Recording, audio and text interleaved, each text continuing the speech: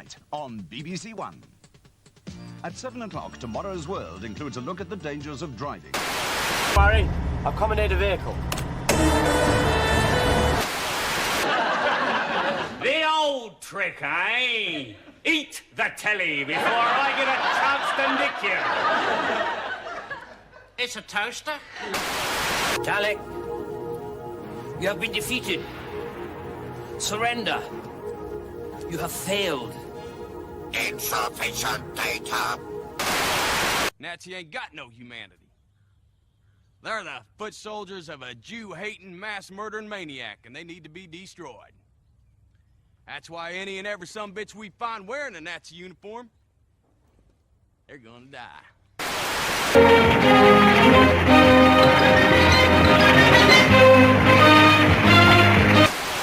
is this world protected? But you're not the first lot to have come here. Oh, there have been so many. And what you've got to ask is, what happened to them?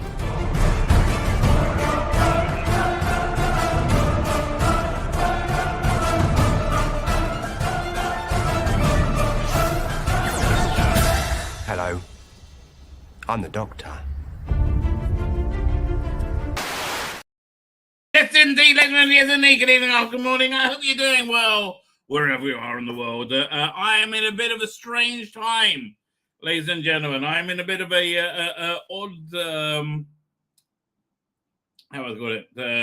Not metaphysical. Oh, metaphysical. Metaphysical is a good word for it. I think it's more like theological. Somewhere between the two. Right, and we're in a strange reality, ladies and gentlemen. We're in a quantum state, right? From a Kabbalistic point of view. So anyway, I'm half hour later than normal time, and I wasn't on Tuesday because it was the Jewish New Year. Right, Jewish New Year, big deal, right? Big deal, right? That's how they teach it in Rabbi school. Big fucking deal. They say, really? Yeah, but don't say the don't say that word. Really? Because then people go, you're a rabbi? Yeah, actually am. Hey, had they known how I would use my smecha, I think they would not have profited to me so easily. Smecha is rabbinical ordination.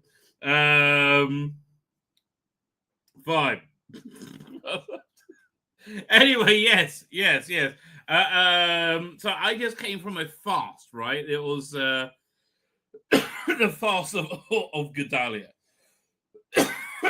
It was essentially this guy Gedalia was killed like a couple of thousand years ago, and it was the last chance of retaining any kind of Jewish identity in this land we have now, right? That we've just come back to, right? The last 50 years. Yeah, essentially in my generational lifetime, all right? Kind of wild when you think about it. Anyway, so it was his murder by the zealots. Yeah, Jews are just arseholes. I'm sorry. I mean, like, don't get me wrong. I love my people, right? But fuck me, just everything, like every recorded history we have, every lesson we have, in the Bible, which we think God like ripped a hole in time, space, and reality to give you this document. I mean, look, this is based on what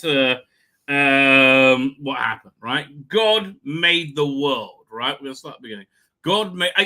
This is my opinion, and it's metaphorical mostly, and also metaphysical. Anyway, God made the world, right?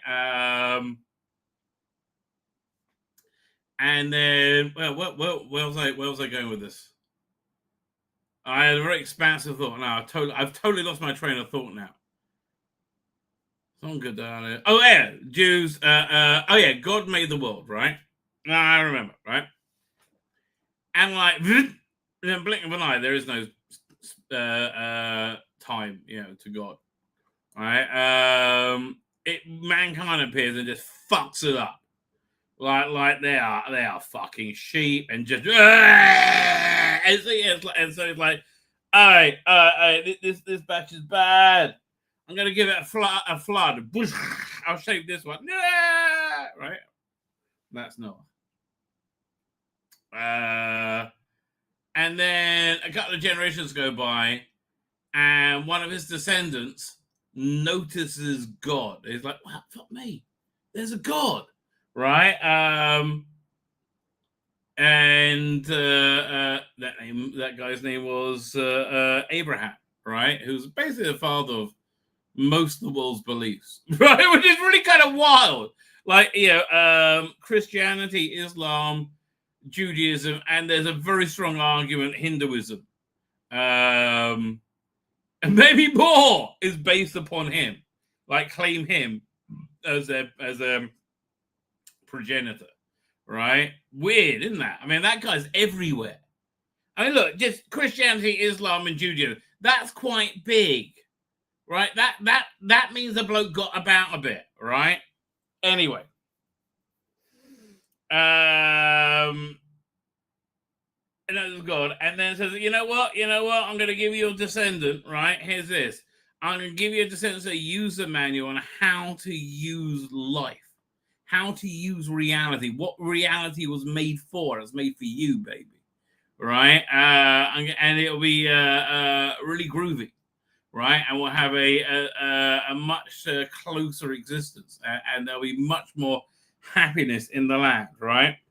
And he gave you this document, right? Ripped a hole in time, space, reality, came out and Mount Sinai, right? And it essentially said, "Don't be cunts." I mean, like, really, honestly, as somebody, I consider myself reasonably learned in the ways of the Lord, right? But, like, that's essentially everything boils down to that. Don't be a cunt. I'm not joking, right? Now, there may be much more finite issues of country, right? That your normal earthly mind would have. Like, for a Jew, for example, it'll be reasonably cunty, right, to eat shellfish, which sucks ass. I fucking love shellfish. Oh, it would have been easier had I not been religious for like my first 20 years of my life. Because now I know everything. Although I never had black pudding, very upset about that. Never went to a strip club. Never had sex with a prostitute. Right? All things I would probably, if I knew I was going to give it all up, I probably would have tried all three. Right? Had I known.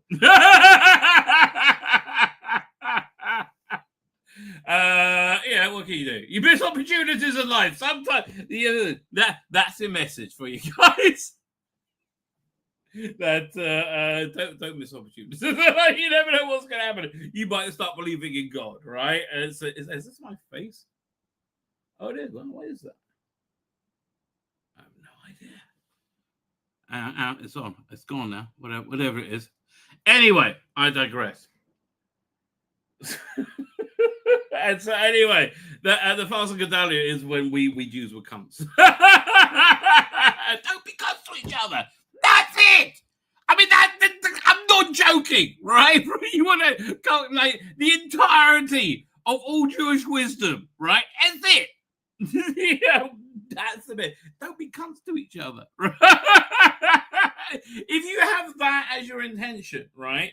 Even if you fuck up, you've done very well. It's really true.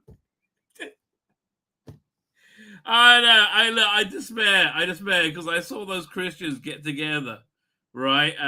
For Charlie Kirk's funeral, very, very well deserved. I mean, like, look, this man can be sainted, and I was going, yeah. I mean, look, everybody loved him.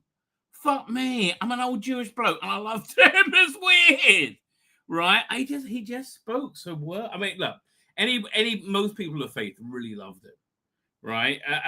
They just admired him, and everybody who worked for him loved him, right? It was just like, it was very seismic. But left violence it's like, I don't give a shit. I'm going down. That's where the left are right now. I'm going to take this shit with me. That's where the left is. I'm not exaggerating. Right, that's where they are right now. They are freaking out. No, he was MAGA. What the Yeah, the Antifa member with the furry girlfriend, a boyfriend. Right, that one. Yeah, that's a huge MAGA demographic. I mean, we would welcome them, obviously. Cut down the Antifa, right? And keep the furry stuff to yourself, right? Other than that, we're cool, baby. Yeah, that's what we would suggest, right? That's what we would suggest. I mean, the violent terrorism. We will say, if you want to speak out against guns, that's your right, mate. You can do that, and that's how awesome. That's how powerful the Western world is, right? That it's so powerful you can speak against it, and it's designed that the more you do, the stronger it gets. It's a wonderful system. Anyway, which the leftists want to destroy. They're fucking crazy. Leftists right now, they're like a guy's been on the run for like 4 or 5 days, or like 3 weeks, and he's in some kind of whorehouse in Nebraska, drunk out of his mind. They're going to get me. Like, that's what the left is right now. Like with one guy, I've still got 3 bullets left. That's what the left is right now. They're fucked. They're okay. There's a thing called claim to divinity, right? Which is every religion has that thing as their claim to divinity. I think the resurrection is the Christians' claim to divinity, right?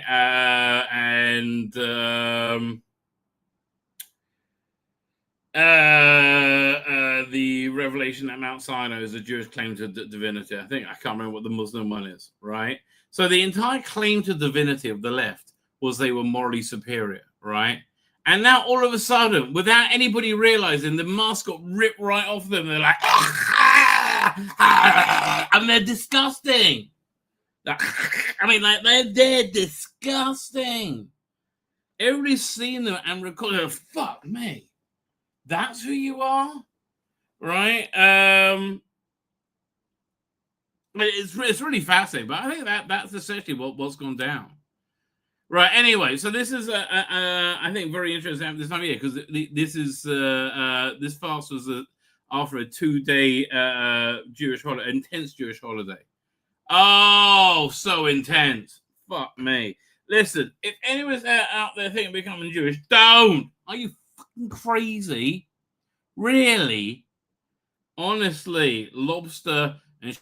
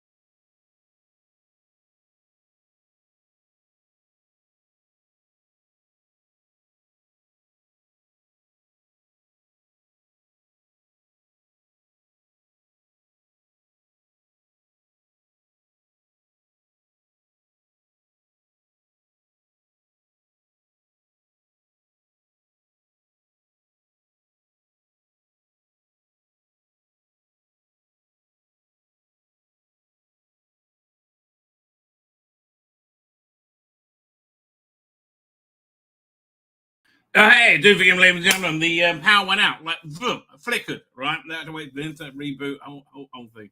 I am terribly sorry, ladies and gentlemen. Where's that? So I've just finished this fast day, right? the Fast of Gedalia, right? Because essentially Jews were stupid cunts to each other. That's kind of what happened, right? That's kind of what happened. And that will be a bit fritzy while the is it a router or routers? I have no idea. Boots up. So now we'll be good. We'll be good soon. All right. Anyway, this comes after a very, very intense holiday, right? Called Rosh Hashanah, which is a rebirth of reality, right? The way I describe it is it's a rebooting of reality that takes about 3 weeks, right? And so right now we're in this state of quantum flux. I have to tell you, it's not a fun one. Right now, I was on a bit of a spiritual high, right? And then, whoa. That's shrink away, pal. Like, whoa. Thank God I was on a spiritual high for the high holiday. Just so much food. I mean, like, just a ridiculous amount of food. Oh, and people. Oh, not me. So much cleaning up as well. Oh, you know, there was like 4 Christmas meals in a row, interspersed with like a 4-hour prayer service in the morning, and that's the quick one, right? The 4-hour prayer service, which is again very intense. And look, I see. I like a quicker prayer service, but my personal prayers go very long. Right, so I never start with you do it yourself, and then they have a repetition of that, which they have like a guy singing it. It's quite nice. That's where you get all the Jewishy songs. Anyway, so it's this insane indulgence, followed by like now I can't eat. So now when the internet they power went out for a second. I sneaked another half bagel. Thank God. Oy vey, ladies and gentlemen. Oy vey, and a bit more coke. That's much better. Right? I'm feeling much more balanced now, I have to tell you. Anyway, so that's that. So what will this new reality be? I think it's going to be, we went into it in a good direction. I have to tell you. Yeah, I mean, that was my thing. Yeah, I see the unity of the Christians with Charlie Kirk and commitment to change and grow and this love of God and being close to God, right? I think it's really cool. I do. I think it's really groovy, right? And I think it's good for the world. That's the thing. I think it's very good for the world. And so, I wish we Jews could do that. Yeah. So there's this part in the this very long prayer service, right? This where you it's a very intimate meditation with God, essentially, right? A guided meditation. That's what the mechanics of the words are. And also, you say it quietly to yourself, right? But the words, fit into a weird way into reality in some Kabbalistic terms that I don't really understand, right? It does something there, right? But there's this bit in it where normally, normally it's like the traditional prayers thing is 18. It's like 19 blessings, right? And they go through all kinds of different things, like reality. And the third one's like very quick one. So the third one this time is super duper long, and again, it's a meditation on what reality should be like, right? And it talks about like how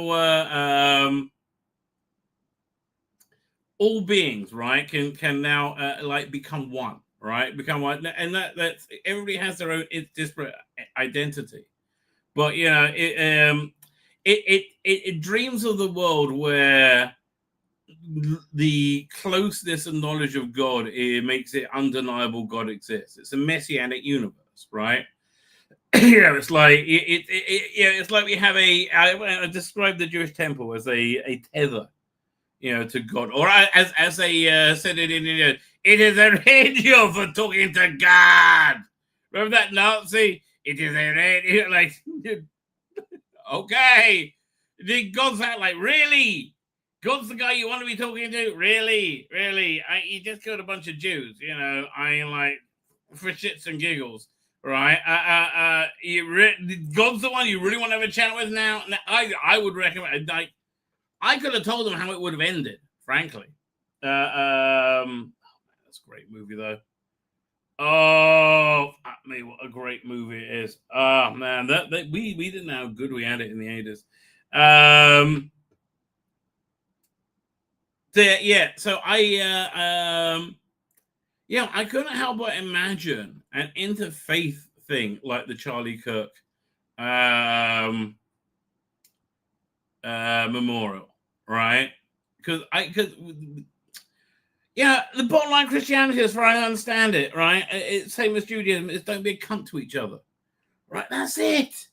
That's real. I mean, honestly, if that's what you know, what I'll go on better. You know who gave you the perfect recipe to be have a happy life and be a good person, right? Doctor Who, Stephen Moffat. He said, always try and be good, but never fail to be kind.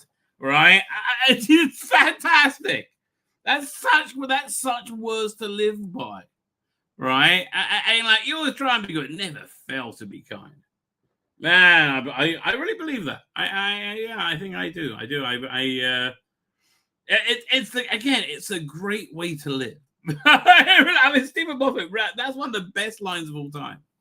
You know, God bless him. I think Stephen Moffat probably one of the best Doctor Who writers. I would certainly put him with Robert Holmes, right? It'd be crazy not to.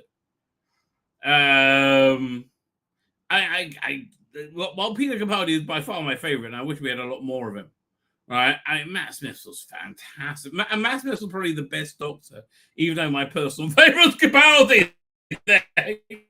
You know,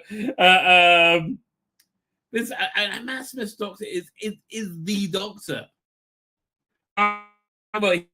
That like made in America on Netflix.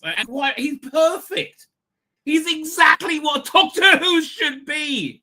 You know, so that if what's his name? Sydney Verity Lambert and Sydney what's his name again? Whatever. Saw Matt Smith. They go, 100%. 100%. And that's why it didn't work with Shooty Gatwa replacing Matt Smith. Because Matt Smith was so fucking Doctor. He really is. Matt Smith was so the Doctor. And I love Matt Smith's Doctor. I mean, he honestly, just absolutely fantastic. Anyway, I digress. So then, so the next stop, which my schedule's going to be messed up over the next few weeks, right, is on Wednesday night, which means I won't be streaming on Thursday, right?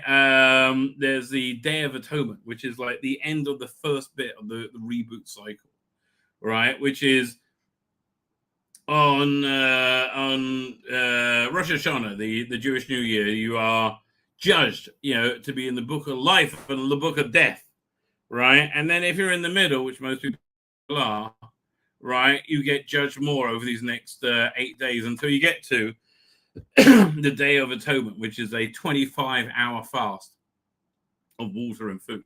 Right, it's really heavy, right?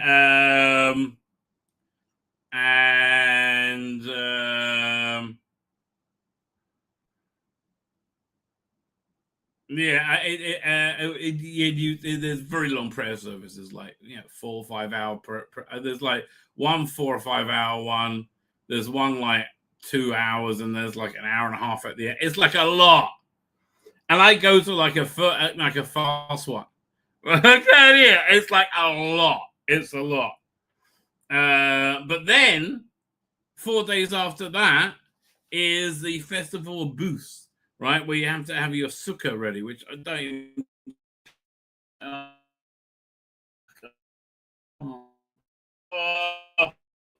I'm trying to pay my son to it. He won't, but he won't do it either. I just want it done. I'll come to pay you. Are you a real Jew? Anyway. So yeah. You're catching me at a strange moment in time. That's what I'm trying to tell you. I have seen the season finale of Alien Earth. I think we should do a season review of that. interesting show. I'm very much looking forward to the second season. That's basically where it's got my attention. It's now I see what it is, and I see how little of it we've seen. Right, I can see this is going to be a much bigger show, and that's what I did some research. That's what Ollie said. Right, it's really a 5 to 8 season show, right? And this is kind of just like an intro. Yeah, this is like the intro chapter to this epic alien space, whatever the fuck. I have no idea, but I think I am intrigued by it, right? If you're a lover of like aliens, right, over Alien, it's probably not for you. And I think that's the dividing line in fandom, frankly, right? Really, it is, right? It's and it's a strange dividing line, but it's very, very distinct. Like for me, I like I mean, flawed as it was, I really like Alien 3. Like, and especially the director's cut of it, right? Even with the embarrassing Oriental guy, where is Lieutenant Ripley, right? Yeah, I would have been very interested to see. Was it the Fred Ward version, which was like a monastic cult that lived on a space station, which was all clad in wood. So it looked like they lived on like this wooden space station. Like it's like, and I think it starts off with somebody climbs up to like the top of the space station, right? Where the atmosphere is breaking, is ending, right? And you see the Sulaco or something, or their escape pod or something like go out and come into their. Whatever it is, it would have been a very. It didn't seem like it'd be a weird leap for Alien, right? And that's what I like about Alien movies. Alien movies for me means it very interesting adult sci-fi with an alien in it, but also it should sicken, it should sicken and horrify, right? But it's got to have like there's got to have a shadow of H.R. Geiger. Right, that weird sexual fusion of flesh and what would you call it? Automata? I don't know, gaskets and shit. That's what I meant, right? But it's very sexual, right? The whole thing about Alien, I much more so. I guess we're doing the review right now. If you hadn't noticed, that was just happened.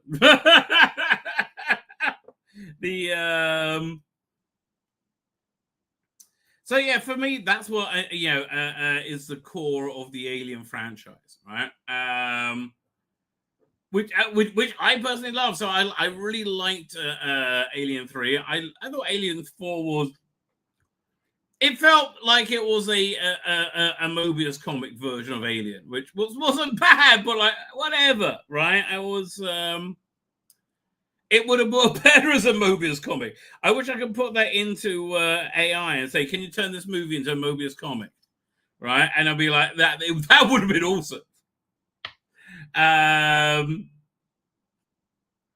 It was okay. It wasn't bad. I mean, Aliens is better, obviously, but like I like that the franchise is able to swerve from genre to genre, which it did with Aliens, right? It became this big action movie thing. So if that's your bag, you're probably not going to dig this Alien, right?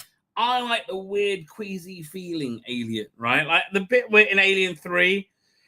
When the alien went up to Scotty Weaver's head in the shower and like rubs it, so there's a lot of that in this, right? And that's why for me. That's why I think Prometheus worked, and I think Covenant worked. And I wish to God we will see the third part, right? Maybe do another mini series. Oh, right. So anyway, so this was like supposed to be like what is that? A proof of concept by Noah Hawley, who are very talented. right? Alien Earth. And look, here's the thing. The real question for me is, can they make an alien work on Earth? Right? That's really it. Can an alien work on Earth? Right? I think the answer is not without evolving to a certain extent. So I think there's a lot of stuff in here which is very, very, very intensely alien, and I don't think it's member bearers. Right? I think these are more like nods to the what the Aliens franchise is, right? And it's very to my mind anyway. This is what I say about Aliens. It's very faithful to what the Alien franchise is, including the opening titles, right? Which interestingly echoes Ridley Scott's for Alien, right? While being different and updated.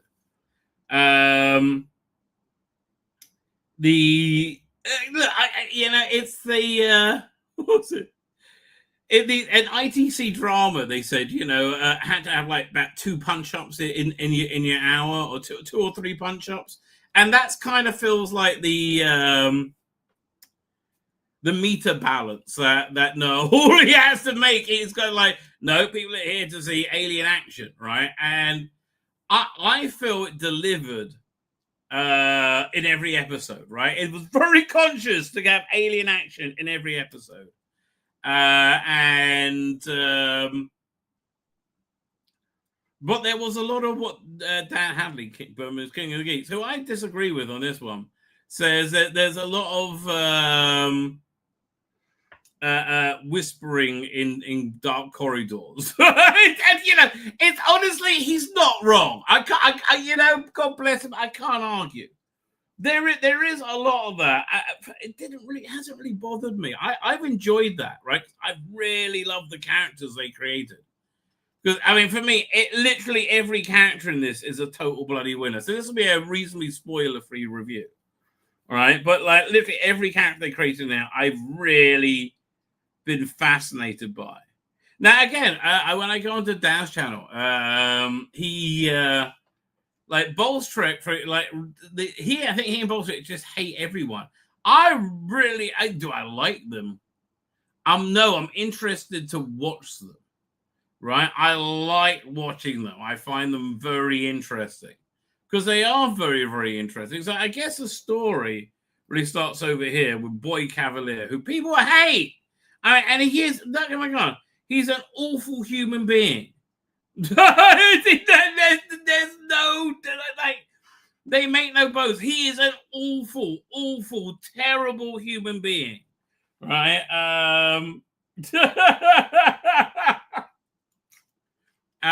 Yeah, that's it.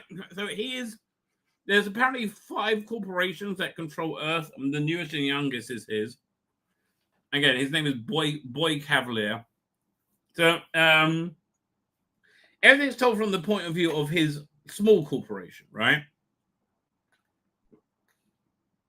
So he had been working on a new product, essentially, that one can transfer themselves into a body or a synthetic body and therefore become immortal, right?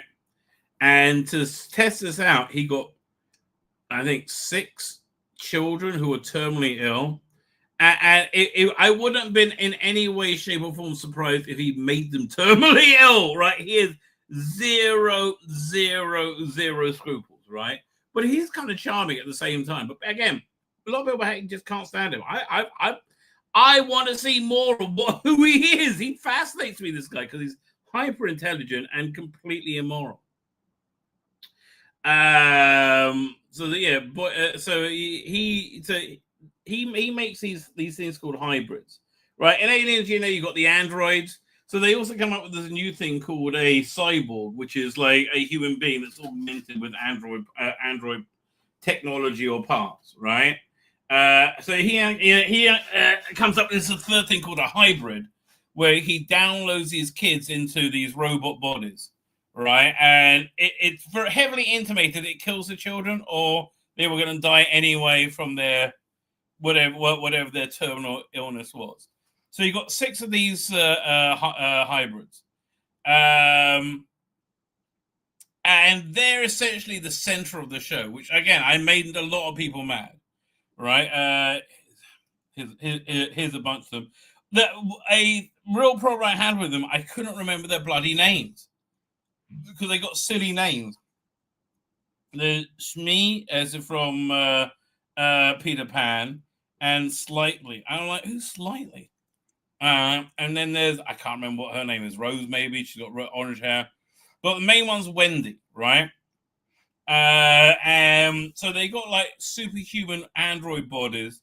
Oh, come back here. They got superhuman android bodies and hyper intelligence, right? And they're connected to like the entire, all the data, that accumulated by mankind. And essentially, they're not the children anymore, right? They are a new life form, a new technology. I think a new life form. I think they were developed essentially as technology, but he had this idea that for the name of his company is a prodigy, but a prodigy has to be a child because only a child can think, in a boundless way. So he took that childhoodness, right, and gave it genius, and then to create a new life form essentially. And he says, so I have somebody interesting to talk to, right? So again, I find all these characters really, really interesting. All right, so you got the alien plot is you have Weyland-Yutani, the corporation we know from the Alien movies. They've got a ship. Oh, by the way, before we move on, I got to talk about these two subordinate characters. You just in the background here. So you only really find out they're androids later on in it. Like I didn't realize that the second one wasn't an android at all until the last episode. So you got Aid Edmondson from The Young One, right, as this like creepy enforcer for Project. I'm like creepy as fuck. And you also got Timothy Oliphant as this genius scientist android. They're basically his like two right-hand men.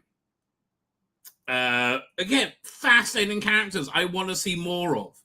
Again, these things really interest me. So anyway, Weyland-Yutani, they've got a spaceship like collecting alien specimens, and they've got a bunch of alien eggs and a bunch of other aliens. Most notably, the star of the show. I mean, the one who stole the show, the Eye Monster. We fucking love the Eye Monster. Oh my god. So what the Eye Monster does, it rips out your eye, maybe kills you, and then rips out your eye, and then climbs into your body and like takes control of you, right? So essentially, with the Eye Monster and all the other aliens, the spaceship crashes into Prodigy territory. I find the production value is just stunning.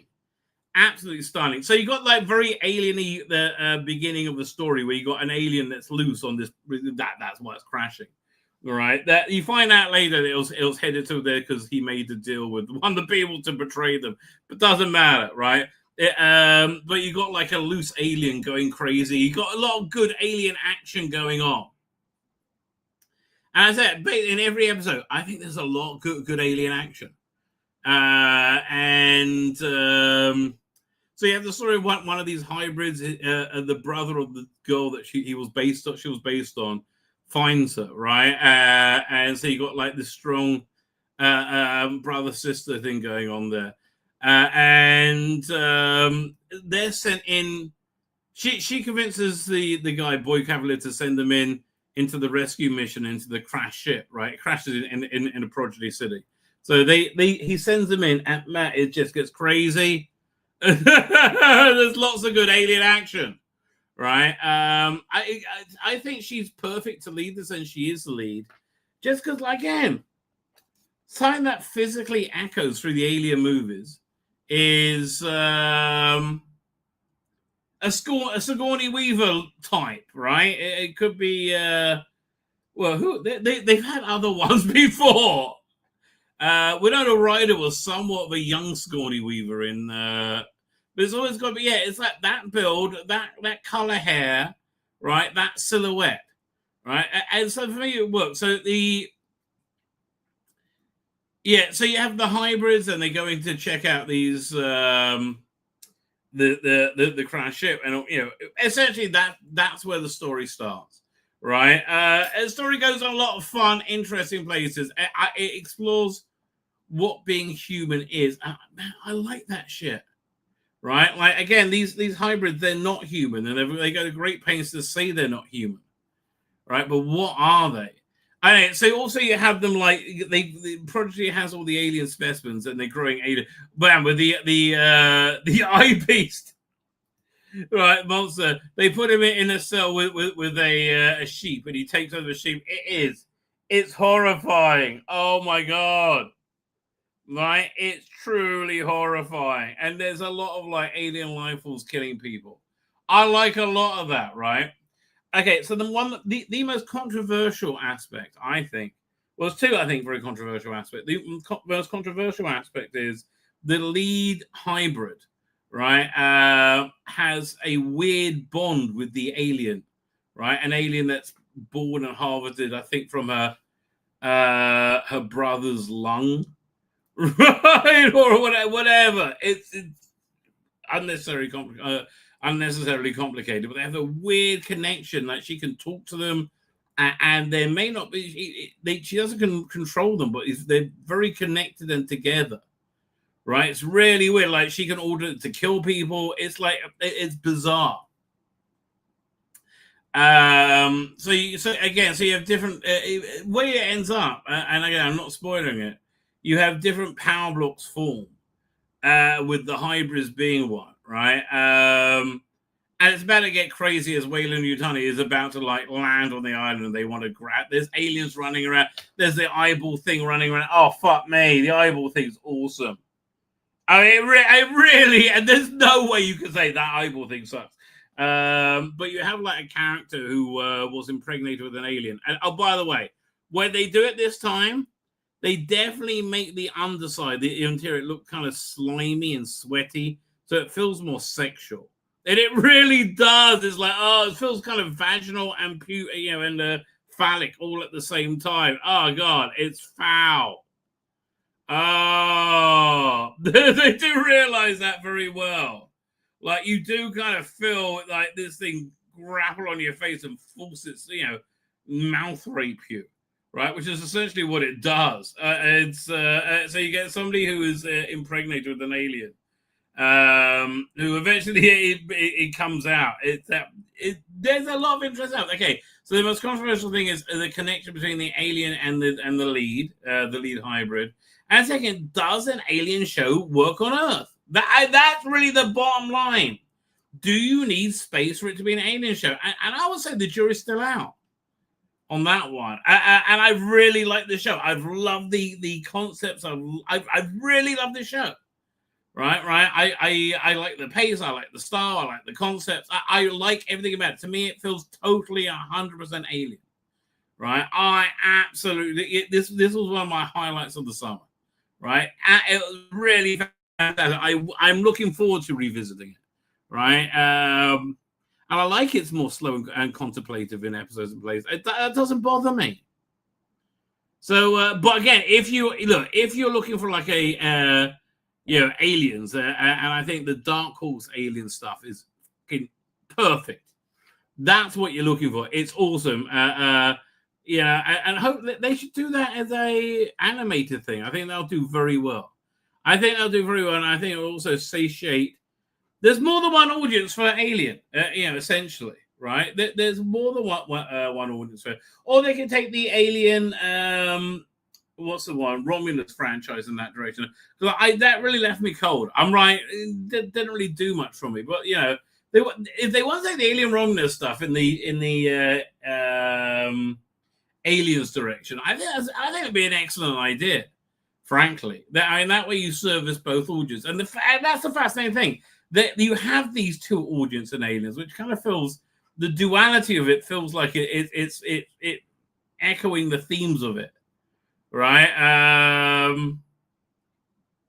That's interesting. Anyway, for me, it's a recommend. For me, it's worth getting, was it Disney Plus or Hulu, depending where you are, right? If it comes out on physical media, I will definitely buy it. I like without missing a beat. And I hope they put all the extras on they put online. They've had such a good game. Here, let me see if I can find the Alien billboard, which I think is just fantastic. Alien Earth billboard. Oh, look, it comes right up. Yeah. How do I get this? How do I download this? Anyway. I don't have the downloading button on this one. Hang on. Can I find it? Let me find it. Can I find it as not as a short, but as a video? Alien. But there's actually so much good stuff there. Q&A. Why I've never understand why I said why do I need the ending or something explained? You know, I've seen it. Right? Yeah, that's the point of seeing it. So why would you need to explain it to me? Oh, here, I'll look for it on Twitter. That way I should have got a download link much easier. Oh, I got to get on with the show, man. I am being tardy. Let's get to the chat, ladies and gentlemen. Nope, not on the twats. I got to work out how to download it from here then. Right, is this a no? Right, how about if I do this? Click that. Hang on. So I'll go. I have to go to here. YouTube. Just YouTube download online. I said that it should work with shorts or whatever they're bloody called. Doink. Let's have a look. What's that? Oh, by the way, I'm really hoping they're gonna very, very, very much go after the left, right? In America, it's getting crazy. Like absolutely crazy. There's so much happening. Like it's really bizarre. Oh God, just give me the download link. I hate it when it does it. It just makes you wait like a bitch. I don't want to wait like a bitch. I just want to download. No, I don't want to subscribe for $11.99. I just want to download it. Download. No. I don't want to do that. I don't want full access. I just want to download it, mate. I'm about to give up.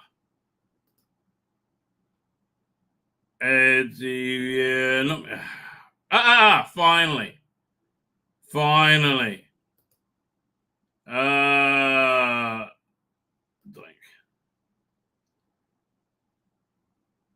Automatically redirect. Oh, here we go. Save video as. This is a lot of work. I have to tell you. Is it worth it? I don't even know. But I think this is very indicative of this show, which I found very innovative. Frankly, here we go. Doink.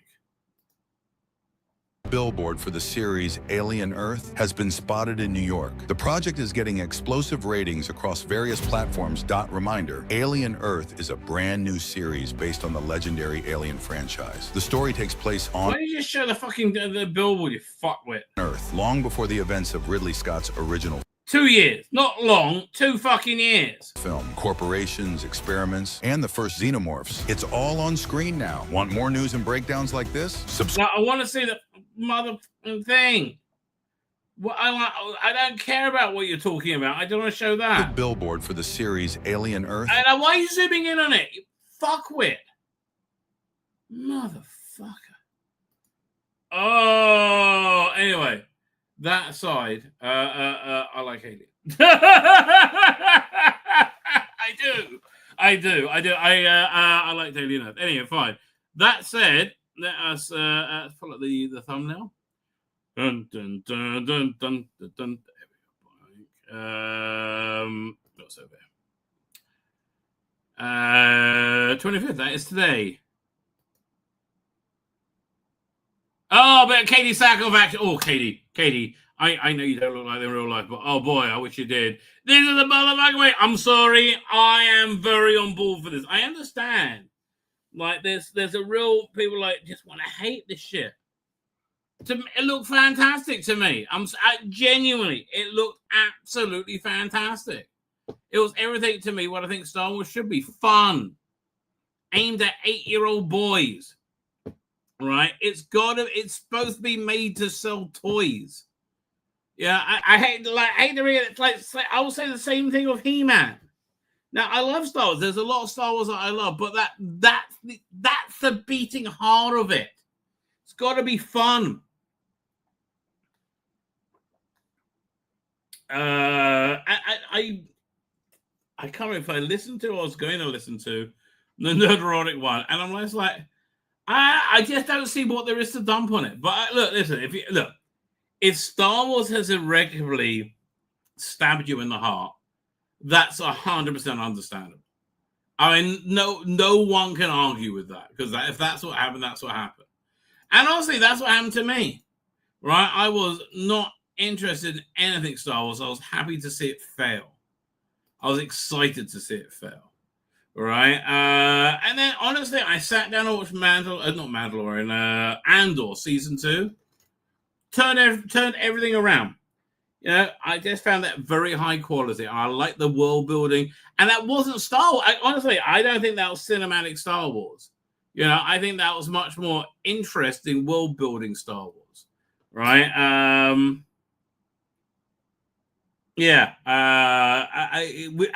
like all that stuff. But again, Star Wars for me has to be for 8-year-old kids, 8-year-old boys. Right? Well, again, so I loved Andor. I thought I'm going to give Mandalorian a full rewatch. I'm including the episodes from Boba Fett that are really the Mandalorian, right? Which are like a couple of episodes. There's probably a fan edit I can get at that. But I'm going to give that a rewatch, right? I think that because I'm excited for it.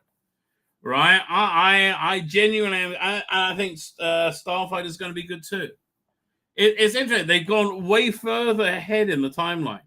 It's like, I don't know, 20, 10, 30 years after Rey. Cool. Just leave all that. They just moved that time. Yeah, fuck off. We're gone.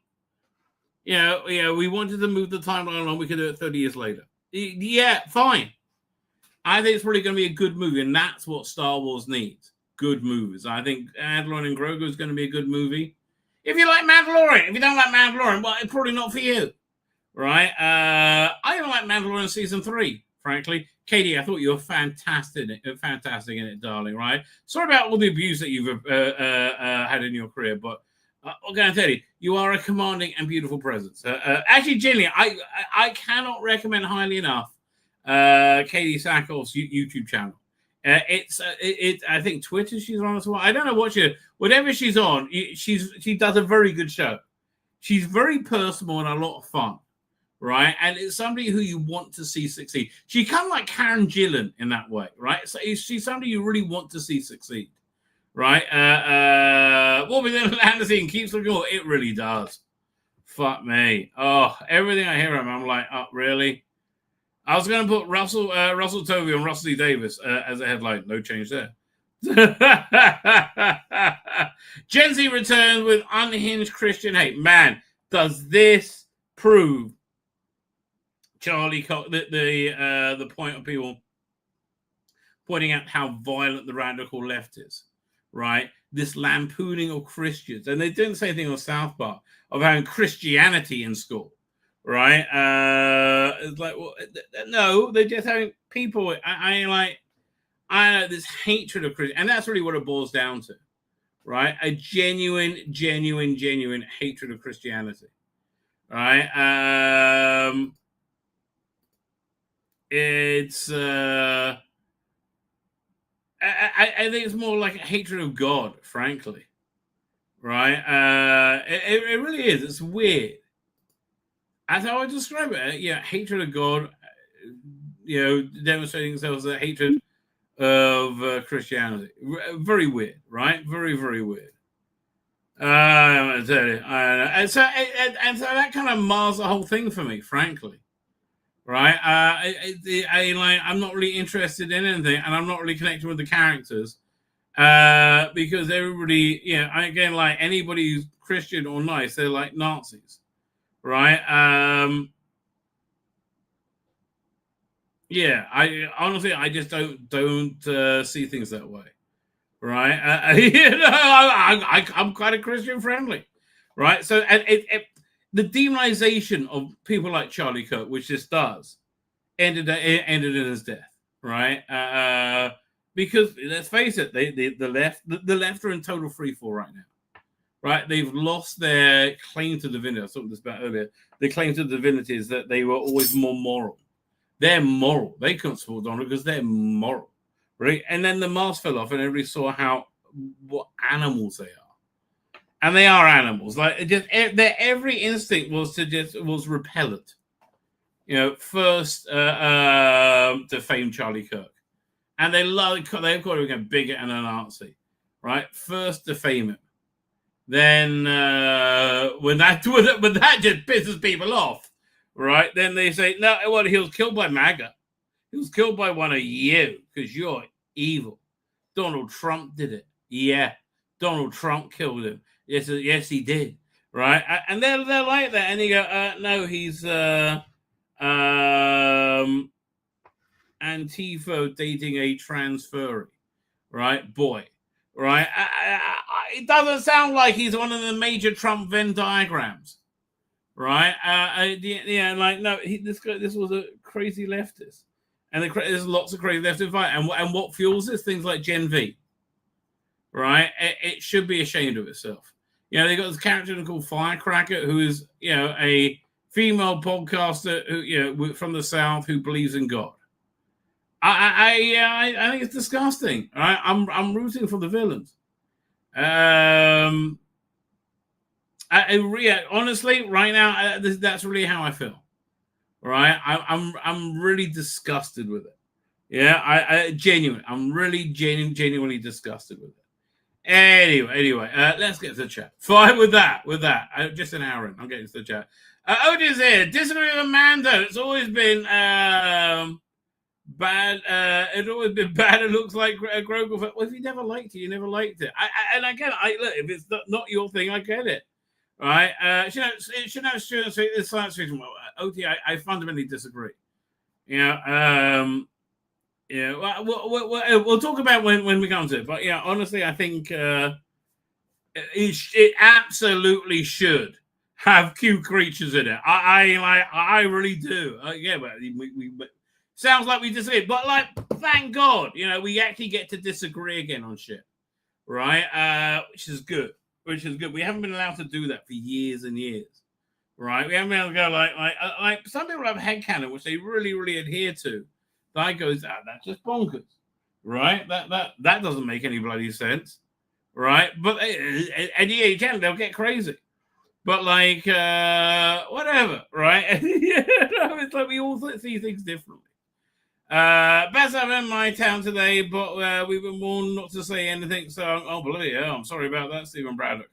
And you're getting digital ID, OT. You are. Fuck me. I mean, I was assuming they'll take a year or two to roll this out, by which time they'll be voted out of power. No. They're like, whatever next week. I mean, maybe this is the thing that actually brings the government down. Right? Maybe this is the thing that actually brings the government down. Wouldn't that be fantastic? Oh, this government's got to go. I mean, like, honestly, how detached from reality is Keir Starmer? It's like how detached from reality?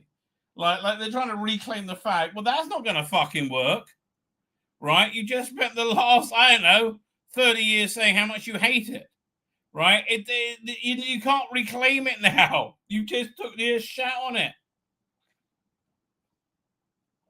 Yeah, listen, if it goes through, you're fucked. And there's no privacy anymore. It's going to get linked to follow you on social media. It's going to have a complete outlook on it. It is dystopian, right? It really is. You will have no privacy. Like you're banking nothing. You will have no privacy from the government, right? And they're like, well, of course, that's the point. We don't want you to have privacy, right? We don't want you to do bad things, do we? No. Let me think. Where are we up to? Fine. OT Stephen Browder. Put BD Rich out, doing BD Rich. How you doing? We go. Shine Makers here, do so. Been a while, so Man on Roots, like one of those films, like one of the films of all time. I don't know what that means, but okay. We'll get to that first, right? I can't eat pork or shellfish either. Fuck me, PD Rich. The what? No.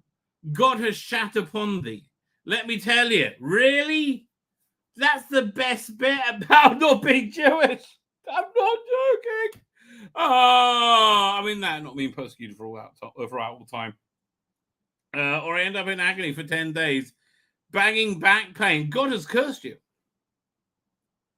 Like Smart is walking out on my knee. I have no idea what that would be like. That sounds kind of pleasant though. I like Smarters. So it's like listen, Nebraska. Well, you know exactly what I mean then. I was thinking it's like something from Fargo, right? It's like a low-rent whorehouse.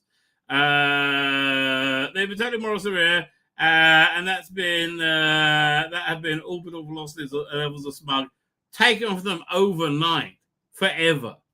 They're never getting it back, right? Pickled in times, like gherkins and jars, says Matthew Pounder. They're never getting that back, right? They're never getting that back. Oh, wonderful. Gout. Oh, man. I feel so bad for you. Oh, man. You might as well convert and be Jewish at that point, right? Is the lemon and the palm tree coming? Yeah, that's the one. That's the one that comes up in about 10 days. I'm kind of worried, so I'm sort of relying on one of my sons to get it. I'm like, oh, fuck me, they're going to fuck it up. It's going to get fucked up. I don't get fucked in the ass. Sadly, Hawley is ignoring written laws. He apparently hates Alien 3. Is that written law? I think Alien and Aliens are written law, right? I think once you get to Alien 3, you're on spin-off territory. I think you could legitimately do something different, right? I think that Prometheus and Covenant fit more tightly to Alien and Aliens than Alien 3, especially Alien 4, which is its own universe, right? Hates Alien 3, but nicknamed the xenomorph from it. Okay. But yes, he did nick the xenomorph from it. I mean, again, I think it's kind of respectful from him. I think he likes all bit. It represents aliens, right? The entirety of it. Again, for me, it really worked. There we go. One second. I'm whizzing through the chat. Tzvi Lebetkin, the Palestinian ambassador to the UN got a US has been suspended by Trump. This is why I love the Donald. Well, amongst the reason. Does Disney have control of everything? They think so, but they seem to capitulate. I mean, look, they're so fucked with Jimmy Kimmel, right? They're so fucked with him. They're damned they do, they're damned they don't. Whatever. I honestly, at this point, I think they should just eat it and keep the show on, right? I would cut him down majorly. Right. Tom Race release is the best release in rate. Oh, I have to check. Thank you, David Mullen. I will check that out then. Right. I will check that out. According to Fox, Alien 3 is written. I don't give a fuck. Fox has changed their mind. I don't like. Honestly, did Jimmy Kimmel actually catch Bob Iger? Fuck me. But I just love, again, where is the left right now? They are covered in booze, right? With a bottle of whiskey in a hand and a gun with 3 bullets left in a whorehouse in Nebraska. I got 3 minutes left. That is where they are. That is where they are. Doink. Fine. Let's look at this Mandalorian trailer then. I thought, firstly, I saw the one on Dan's channel. It's on. You can still see it on his Rumble channel. It's about an hour and 20 minutes in. So this was leaked, and it's a different trailer. It has much more of a scene of Mando. Again, it's not a spoiler. Taking down an Imperial thing, right? I love the timeline. I love where it is. I love the aesthetic. To me, this is the continuation of Star Wars we always wanted, right? It feels original and going over new ground, while still very authentic to the Star Wars universe, which I think is something that we really needed. And who was it at the beginning said that Star Wars, it shouldn't have cute creatures? Oh, yeah, listen, again, for me, I very much disagree. I think cute creatures have always been part of the lore of Star Wars, right? I mean, honestly, if they could have gone cuter with R2-D2, he would have done, right? Look how cute he went with, what's the one? The little ball one. That, which I thought was a success, quite frankly, right? Was it BB-8? I honestly thought that was a real success, right? That felt very Star Wars and new at the same time, right? Honestly, I enjoyed The Force Awakens. I just wish it went somewhere, right? Then it went to Rian Johnson and just shat on Star Wars. But anyway, I mean, listen. I mean, look, cute creatures. Ewoks. It's made for marketing. I don't think that's a bad thing. There's a real popularism about cinematic Star Wars. And I think that's really important, right? I really do. And it may be crass, but I do. I think it's important, right? Because George Lucas always had the idea that if it didn't work, he can sell T-shirts to make the second one. So I'm like, and so it's had that built in. This even seems to be the trailer seems to offset the Pedro Pascal drag factor, which is quite significant.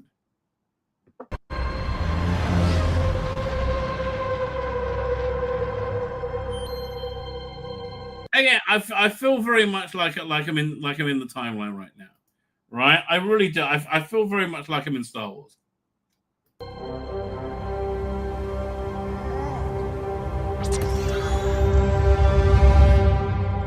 And it's clever because as soon as they establish the world, they introduce you to what you want to see, which is a Mandalorian Grogu, right? And Grogu is cute, right? That's one of the reasons Grogu works, because he's bloody cute, right? Baby Yoda. Everybody loves Baby Yoda.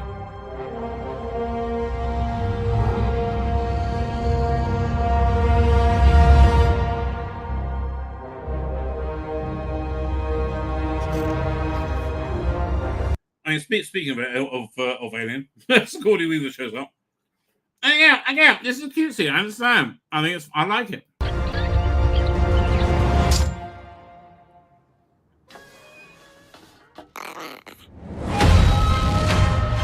See, I really feel this is okay. There's been some things with Disney Star Wars I've enjoyed. I like Bad Batch a lot. I really recommend that. In fact, I mean, listen. I like Clone Wars. I was never able to get into Rebels at all. All right, and the characters kind of just repelled me. But Clone Wars I really enjoyed. I thought, again, are the prequels canon? I think so. I mean, obviously they are for Star Wars. I mean, if there's George Lucas, it must be canon, right? Are they that great? There's not good Star Wars, but again, I like the prequel. I mean, Bad Batch especially, I very much liked. Anyway, yeah. So I like the music in this, and that is a much more cinematic version of it.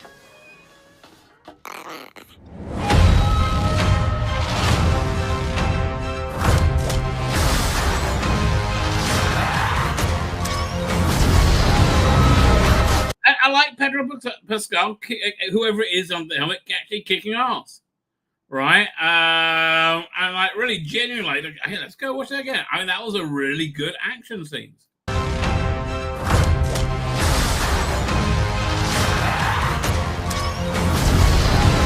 Adele John Favreau is taking advantage of the increased budget for big screen.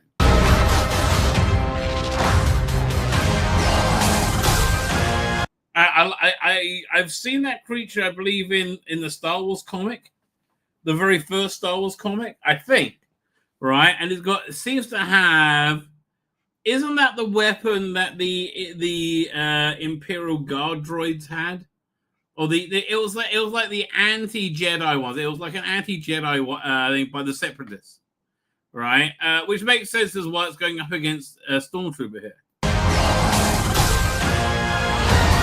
Let me see. Is this too cutesy? Again, I don't think. I'll tell you why I don't think so. I really recommend you rewatch Mandalorian season 1. They had Nick Nolte as an Ognaut, right? It's fantastic. I'm telling you, because there was a scene I think in the last episode where he was riding on his snuffleupagus dragon, whatever that thing was. I don't know, right? Well, he was riding on that thing to rescue baby Grogu, and it felt like such incredible, strong, classic Western, right? Gina Carano be in it? No, but she will be making money from it. I can guarantee you that.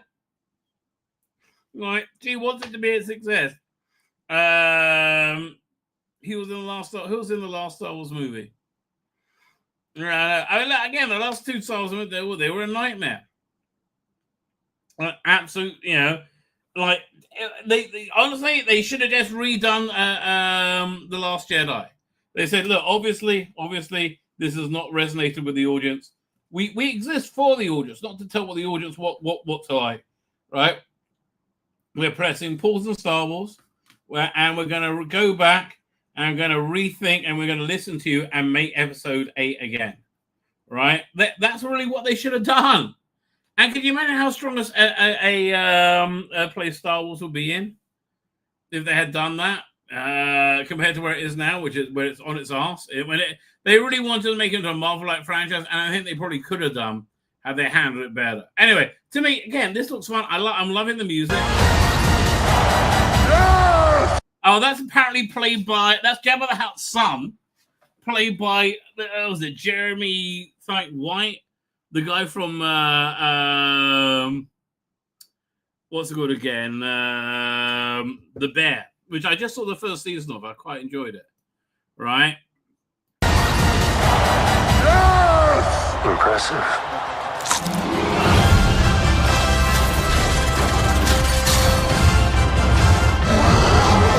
Yeah, this is the way, baby. This looks awesome. Oh, I'm sorry. Listen, look, there's two ways you could really win me over, right?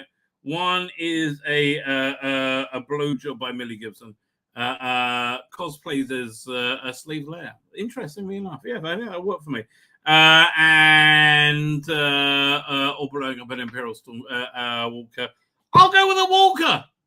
I don't mind. I'll go with a Walker. I mean, listen, I would also set for Sydney Sweeney. I'll go for the Walker. Sydney Sweeney, no need for the cosplay. She is cosplay, right? I'll go for the okay, Sydney Sweeney would have to be like I think very classic lingerie, stocking suspenders, like sheer black stockings, heels. You know, lacy black, yeah, nice lingerie. Not tarty. Tarty would have to be for Millie Gibson. Anyway, my point is this: I like to see Imperial Stormtrooper Walkers blow up. So in the trailer that they haven't released, right? It's a you see the whole background of this with it, like Mandalorian inside the Walker, like just killing everything. It's very awesome. Oh, so good. I'm sorry, this is just good.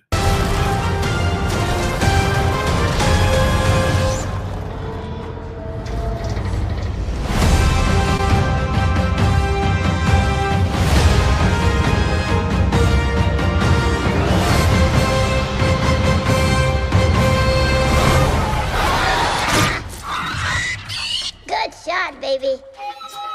This is the way. And look, Grogu's supposed to be cute. I'm sorry. Again, Yeah, okay. You know how much cuteness is part of the franchise? Ewoks, mate. Ewoks. Everybody knows what an Ewok is. It was ground into the consciousness of every person my age, right? That everybody knows Ewoks, right? And we hated them for a long time. We found them. You know how many times they said the word Ewok in Return of the Jedi? Zero. All right, that's how cuteness is endemic to Star Wars. I'll say so, right? I would say so, right? Okay, just gonna get a message. I can't remember what I was saying so about, but I would say so. Babu Frick, the character you said was in the Star Wars comic. Yeah, I remember. So I like that. I like that shit. I think that's very cool, right? I do think that's cool. Fine. Well, let's have a look at where should we start? We'll go some Doctor Who stuff.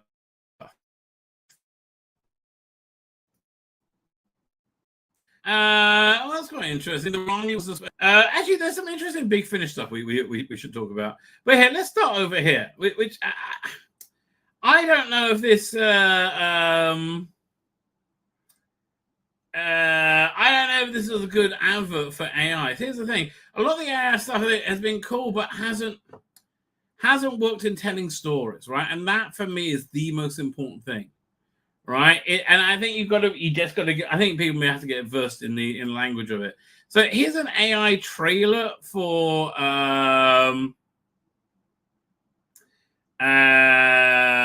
Nightshade. Right.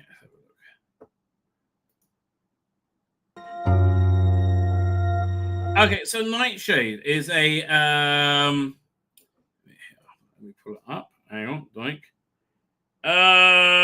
Did I close the thing here? What Nightshade is? There's one thing of it. We need to review it at some point. What's it called again? There it is. There it is. Peacemaker, which I'm very much enjoying. Right, I'm very much enjoying. So Nightshade is a new adventure book written by Mark Gatiss. It was one of the early ones. It was still when it had the TV Ace. Right, it was a bit angsty, right? You had the TV Ace, and the show in the new Adventures universe, which again a great era. I want to just see this era revived. The show in the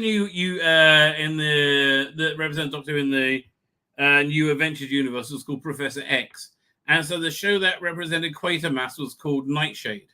Right, so that was the title of the story. It was about the retired actor from Nightshade and the monsters within it coming into reality. Right, so you get this in this cover. You have both aspects. You have the TV version of him attacking the being attacked by this evil monster, and then in reality, this evil monster just broken into the house. It's all connected to the radio telescope. It's a very interesting Doctor Who story. It's written by Mark Gatiss. Again, it was a strong one, right? They made a Big Finish adaptation of it, which I thought was actually very good. So here's an AI recreation of bits of it, I think.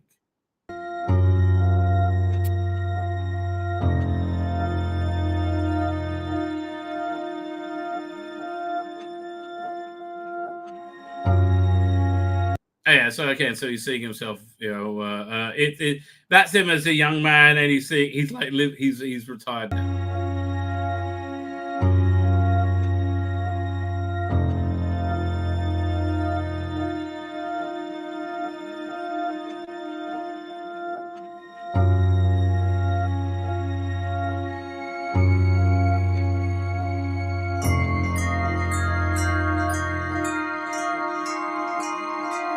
I mean, the trouble is, it's boring. Bottom line, right? The book's exciting.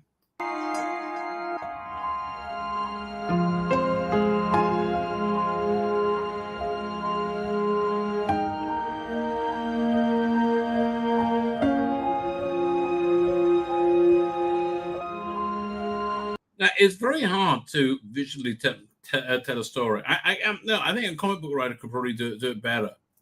Like who understand, or an artist, comic book artist, like Darryl Joyce could probably do a great job. Right? It's all about choosing the right camera angles, what to emphasize, what to not emphasize.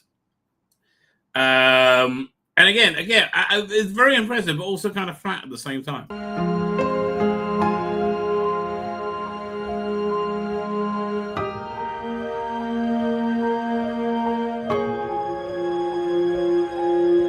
You always had Ace falling in love with it in these books, and I think she was shagging a lot. I can't remember.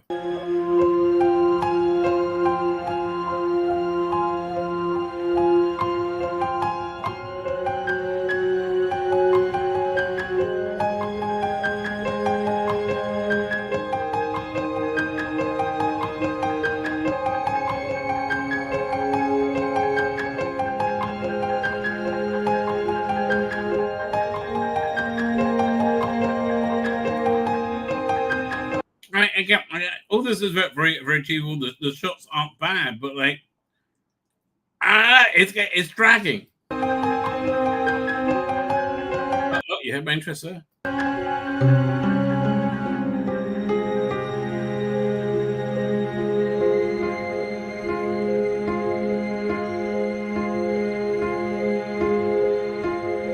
I'm gonna start whizzing forward a bit. We'll see if anything is that. Do we see any monsters? Okay, so at least I'm something over here.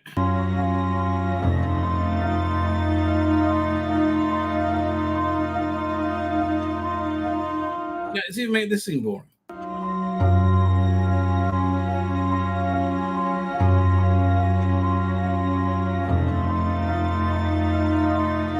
Okay, finally, we get to it. Okay, this should be a minute and a half, I think.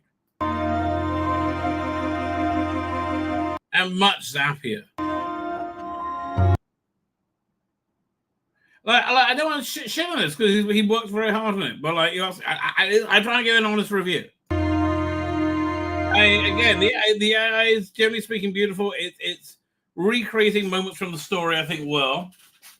Yeah, I think it's doing its job well. It's doing its job well, right? But again, I don't get the feel of the novel from it, right? It's just like it feels like a bit dour.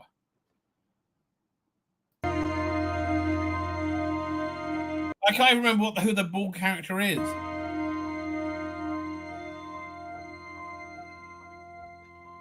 Okay, yeah, when the monster shot, that's pretty good.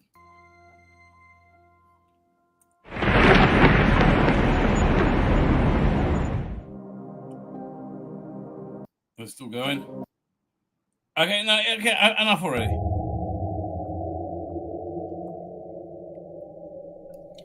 I forgot Susan was there.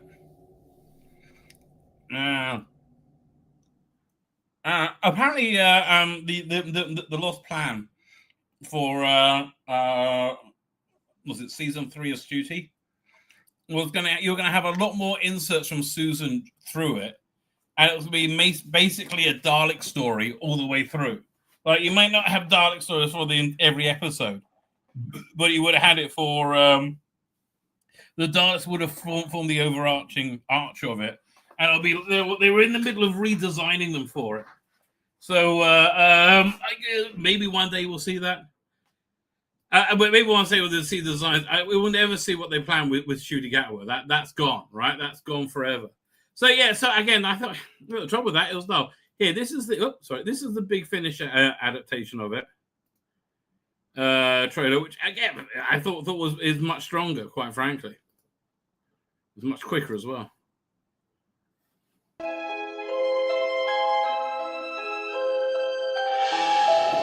Listen to me. There are things in here with us that are not of this planet.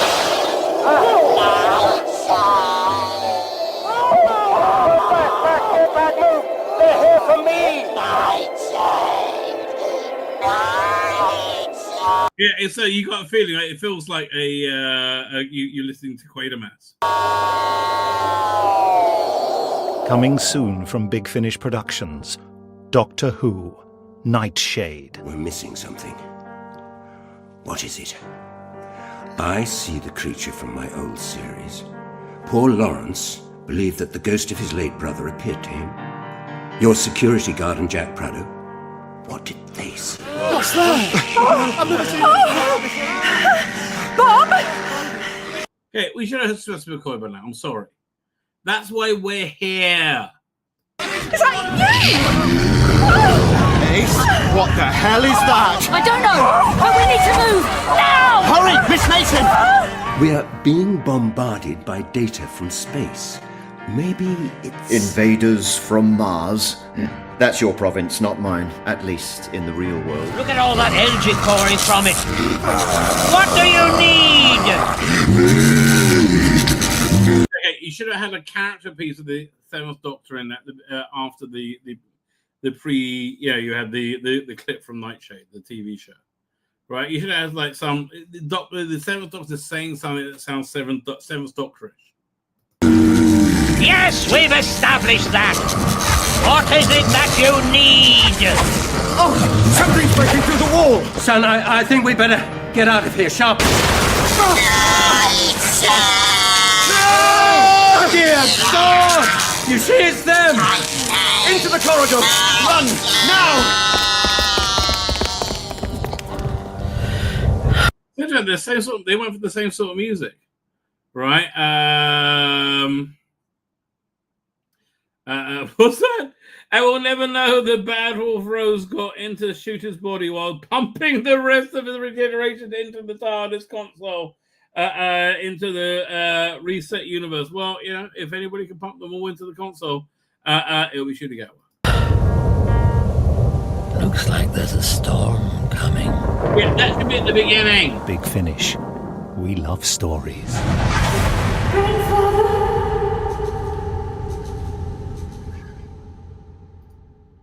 There's a few interesting things coming from Big Finish. One I'm really not interested in. One I was quite interested in. I'm really happy to hear that the Fourth Doctor one is good.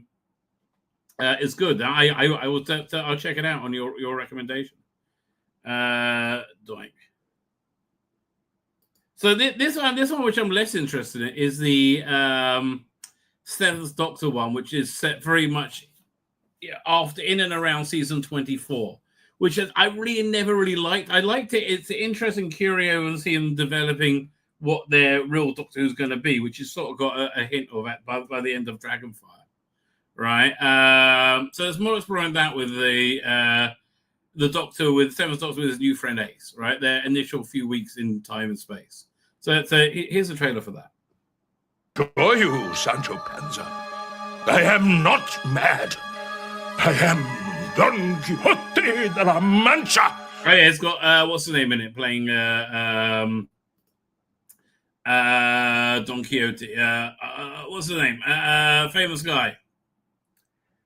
Simon Callow, right? Who played everybody thought should play the Doctor. No, it was Dickens. Oh.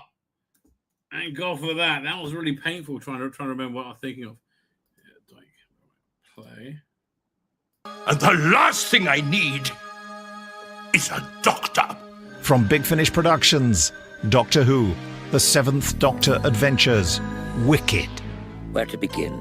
I'm a Time Lord from the planet Gallifrey. No, that's the naff cover letter you give everyone. I couldn't give a monkeys about the wizard. Who's the professor behind the curtain? Doctor is with an unknown companion. All in good time. We're in a time machine. So again, I guess it's right after Dragonfire. And there's definitely a time between Dragonfire and Remembrance of the Daleks. Isn't it all in good time all of the time? It is the only rational explanation. Why did you tell him I was your daughter? For your protection. What's wrong with a cash prize? The last time we went looking for treasure, the treasure turned out to be a laser-shooting biomechanoid dragon's brain. The Flower of the Void isn't a precious stone. It was discovered at the heart of an expanse of emptiness. No stars, no planets, no nebulas, no elements. There is a new asset. is it woke or is it not woke? Is always the first question I ask, right? And a lot of times things are not woke, but they're just not good anymore. Again, for me, this is just leaving me cold. I think it's doing what it's trying to do, but I'm really not paying that much attention because I don't really care. What did you mean earlier by wind in my clothes? Just a feeling, really. Like you were carried here on a wind. Wendy, that's not Stan! This is my fault! You're a natural. Keep those knees bent. Try and stop. Okay? Whoa! I'm doing it! Nailed it! I've always loved the shadows the lips create. Dark ghosts slipping up the slope. Yeah, this does sound like a bit like 2025 Big Finish now. This place is bonkers. It's like 4 floors, and there are the weirdest things. The snow plays tricks on you. It's so bright in the sun and dim in the shade, it makes things seem strange. The whole day began to play backwards in my head. Look at those trees. Like a biscuit tin. Perfect dusting of snow. This is terrifying. I'm more about style than speed. But last one to outbrave buys the shots. Professor, are we friends? I'm not just an assistant or... Okay, also, this trailer just, well, not bad. It's kind of rudderless. Right? Honestly, just, I don't know, it's just not doing anything for me. Patsy? Of course we're friends.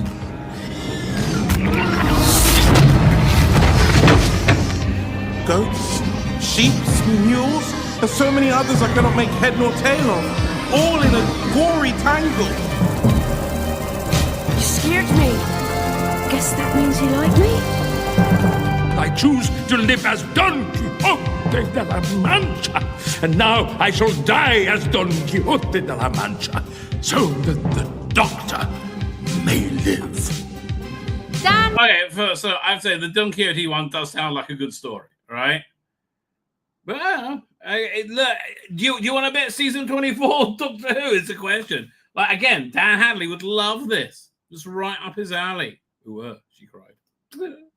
Coyote something something. That doesn't make any sense. Oh, wicked! Wicked. Big Finish for the love of stories. Let's have a look at that. I mean, like, it wasn't a bad trailer. Who's writing it is the question, right? I mean, that really is always got to be the question with Big Finish nowadays. Let's go over here. That's what's new. What's the name of the thing again? What's the name of it? What was I just looking up? I completely lost my throat. Oh, yeah. 7 Doctor Adventures. Wicked! Share screen. Share screen.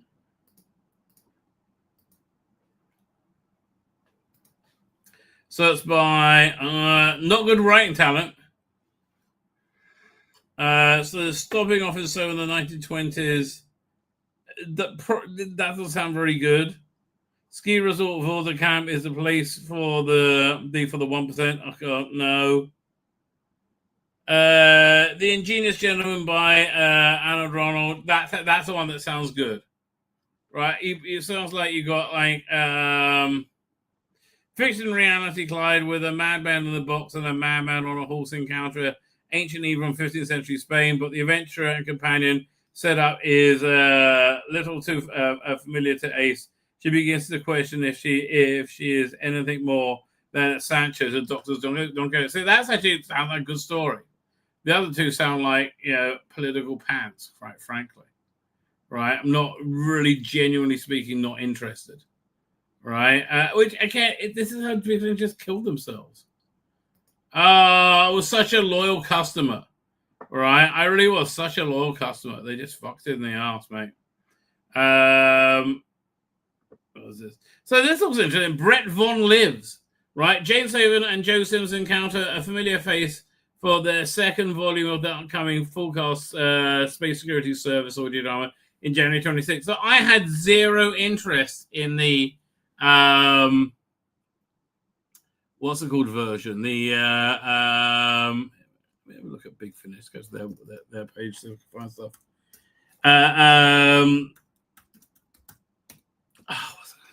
So I'm just trying to. I had zero finish in the first release of this. Right, it sounded like just not interested in the slightest. I'm genuinely not interested in the absolute slightest. Yeah, also just clicking on videos. Oh, sorry, yeah, I can get here. So this is the, and again, they did a good intro video for it, trying to make it seem like an ITC series from the 1970s, right? But even so, I was just like, fair. I was, yeah.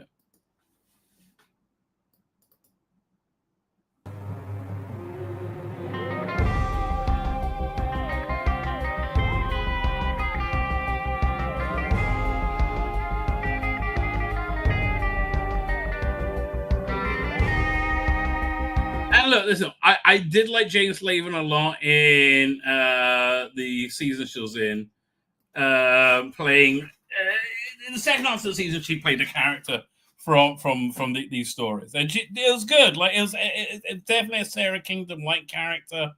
You know, it's got that thing. But again, it left such a bad taste in my mouth. They introduced these characters essentially with a 9-part David Tennant story called Dalek Universe, which didn't have any fucking Daleks in it. In fact, the time the Daleks showed up was in the last box set, right? And it was the 1980s Daleks, which would have been fine if in the second box set we got the 1970s Daleks, and the first box set we got 1960s, but we didn't. They got mechanoids in it, but they did go into the Brett Von family, right? The Kingdom family, I should say, which James Slavin is part of. So look, but it just let me go. I'm sorry. Frankly, it didn't give me anything to like really go, oh, I got to have that.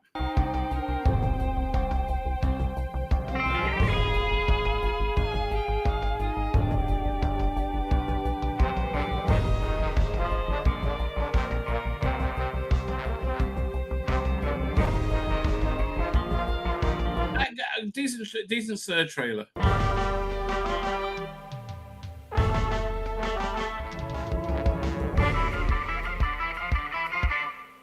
Yeah, I mean, look, decent trailer, but yeah,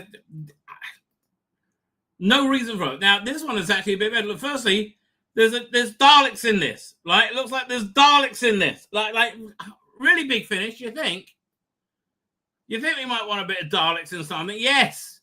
Not me. If I'm getting a space security, nobody was interested in space security. So they're only interested in the Daleks fighting them. All right, they're not developed enough in of their own right. Right? Had you done Dalek Universe like that, you would have done well, but you didn't. So James Slavin and Joe Sims encounter some familiar face in the second one of the full cast Space Security Service audio adventures for January. The Guardians of the Solar System. The agents Anya Kingdon, James Slavin, and Mark Seven, who's a robot, obviously. Very much based on the Daleks TV show that never happened. But not enough, frankly. More Dalek. You needed Daleks. Solar Akiyemi, Madeline Appiah, return for 3 thrilling adventures. The most dangerous enemies are Daleks. Nick Briggs are back. Oh boy, Nick Briggs got screwed over. He was on a real promise to play all the Daleks in Series 3 of Shooting Doctor Who. Man, they got screwed over. Maybe he got paid anyway. Wouldn't that be great? I hope so. And in greater numbers, exterminating the way across the cosmos. Well, that's a good idea. Okay, now it's something I want to see. Why didn't you stop? Fucking idiots. Like, why don't you start? Why didn't they make that your first box set? That's so dumb. The Daleks are back in greater numbers than ever, exterminating their way across the cosmos. When she becomes their prisoner, Anya encounters a man she used to know and love, her Uncle Brett Vaughn. Well, very interesting. So played by Nicholas Courtney back in 55, 56. He went on Dalek Master Plan. He's going to be voiced here by John Carshot, who is fantastic in this role. Like, he's able to take apart Nicholas Briggs' performance. And I bet one of those listening his performance as Brett Vaughn compared to Brigadier Leffler Stewart. Right? So the man aside by Simon Guria. Why did you open with this box set? I would have bought this. Andy King is a prisoner of Daleks in a very peculiar spaceship orbiting a very peculiar star. The Daleks don't want to kill Anya. They want to break her down psychologically. One way to do that is with a cell, someone she knows is a fake. Whatever this man is, he cannot really be a beloved uncle. Brett Vaughn is dead. End of story. But if Anya is survived, she will need his help. Well, again, Simon Guris, solid writer. Interesting idea. Furioso 237 is a remote world in the hinterlands of the galaxy. Mark and Anya teleport in to take jobs in the cargo shop. They're undercover on the secret mission to locate. Well, wait, you finished with the Daleks and Brett Vaughn already? No, you should have made that the whole box set, you dumb fucks. Really? I'm not buying a box set for one good story. Right? I'm not buying a box set for one good story. The Wages of Death. Okay, so they're undercover on a secret mission. Their task is to locate a device called the Progenitor, then drop it into the nearest black hole quickly before it can hatch. But at least one of the person on board is determined to save the Progenitor and release its deadly contents, a whole army of Daleks. Well, at least it's Dalek related, okay? You're on thin ice. James Kettle, we want a bit of Daleks to take it home with, okay? It's down to you now, right? James, don't give me some fruity non-Dalek story. Let's see about the pepper pots, right? They got to pop up and be angry. The sky is for sale. A huge satellite mines the atmosphere of Saturn following a number of threats. Agent Solar Akiyemi, whatever, of the Space Security Service is on board, tasked with keeping the workers and their families safe. Meanwhile, Anya Kringer is at a Triple S headquarters, Space Security headquarters, working to expose and eradicate the corruption in the service. But just as she's making progress, HQ is attacked, and the mining satellite is invaded by a different hostile force. You mean the Daleks? A desperate battle follows. Anya will have to make the impossible choices. Who can she really trust, and what are they willing to sanction if it means defeating the Daleks? Need more Daleks in this. I'm sorry, you need more Daleks in it. Should have been all three Dalek stories. I mean, really, and I would have fucking bought it, you fuckwits. Oh, Big Finish, I want to slap you. Like, you haven't established a brand that I'm interested in standalone stories yet. Right? You just haven't. Oh. Producer writer Simon Guria says, Andy King faces the greatest challenge. Yeah, Brett Vaughn. Good idea. Trade the SFS and his long-dead uncle.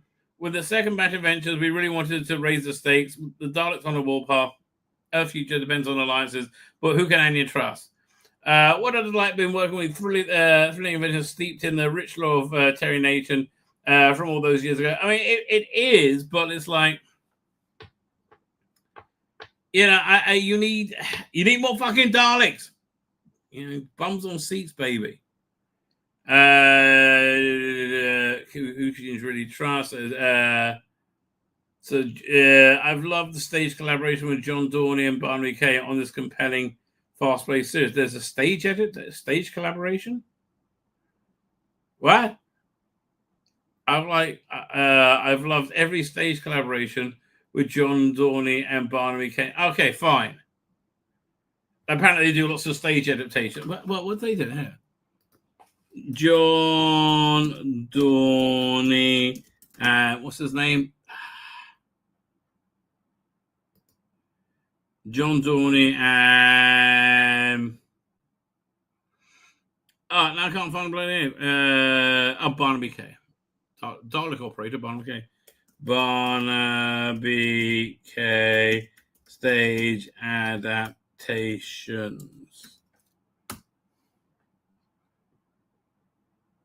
Okay. But well, they don't do. The Annihilators also did this.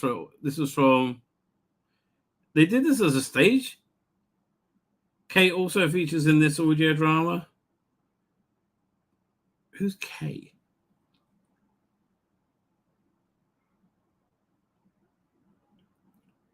I don't know. And Barnaby, not Barnaby K. Barnaby, what's his name? Barnaby. It is Barnaby K. All right, my mistake.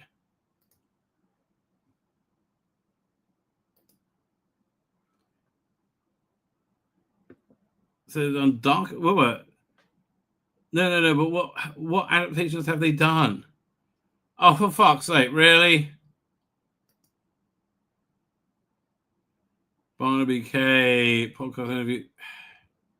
How about I do Barnaby K stage? Stage.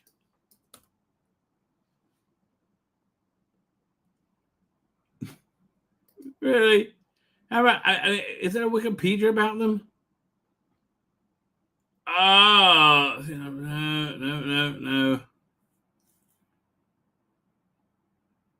I mean, how on earth can you work this out? What's this? Indie Mac user stage production. All right. If that doesn't work, celebrities like you're referring to an audio series, not traditional play. Well, okay then. So I could. Okay, you have no idea either. Fine. So nobody knows. Honestly, one of our favorite series. I've written one of this particular tree an age ago. I worked on the stories of SS Agent Sarah Kingdom, played by Sarah Kingdom. Oh, that was great. They were really good. Yeah, that's pretty better than this. Like if you want a good Sarah Kingdom action, like how much is this in real life? Order London. It's like, yeah, these things are too bloody expensive.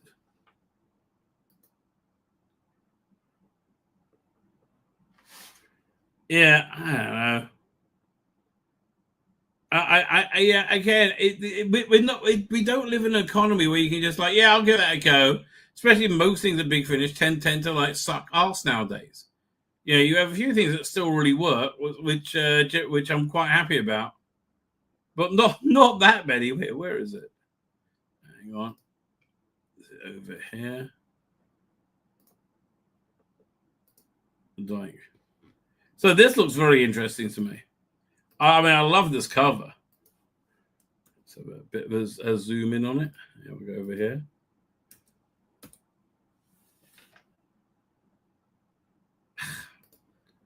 Hang on, I'll try that again. Paste. Clank. Okay. Now, listen, I know, myself included, a lot of us hate the Jodie era, right? With every fiber being, that's fair. But I thought their Sideman design was excellent. I've always said that. It felt like really one of the best Sideman designs I've seen. So we get a zoom in on that. Here, 1 second.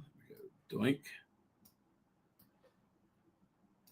Now, generally speaking, this range does what I've been screaming at the rest of the Big Finish to do, which was like have a one story box set. Like give your stories more weight, right? More like gravitas. But make them deeper rather than have 3 throwaway episodes, right? Which is what they always end up being, sadly. Let's have a look at this in more detail. So I didn't listen to the last War Doctor release because it was the War Doctor in some like weird virtual reality, him not being the War Doctor. And no, right? No, no. I want the War Doctor to be the War Doctor. That's why I'm here, right? I'm here to see the War Doctor. Yeah, not interested in that. So,